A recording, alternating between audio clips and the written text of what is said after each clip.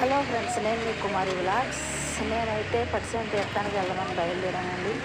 దారిలోనూ కోరు భూపరీక్ష అటువంటి తెలుసు కదా, అక్కడికి వచ్చేసరికి జనము, పోలీసులు, బళ్ళు, అసలు వెళ్ళటానికి ఖాళీ లేదండి. అసలు ఒక్కొక్కసారి అయినట్టు నుంచి అసలు చూసి వెళ్దాం అన్నట్టుగా నేను అనుకున్నానండి.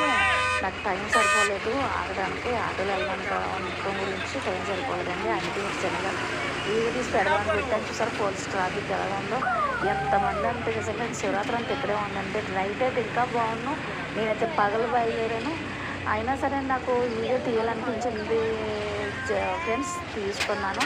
ఒకసారి మీరు కూడా మీకు వీలైతే కొవ్వూరండి, గోపాద క్షేత్రం కాడ చాలా బాగుంటాయి గుళ్ళు గట్రా, చాలా బాగుంటుంది. మా లొకేషన్ చాలా బాగుంటుందండి. గోదావరి అవతల కానీ యువతలే సూపర్గా ఉంటుందండి. ఒకసారి ట్రై చేయండి, రావడానికి ప్రయత్నించండి. వేసవకాలం టూర్ చాలా బాగుంటాయి.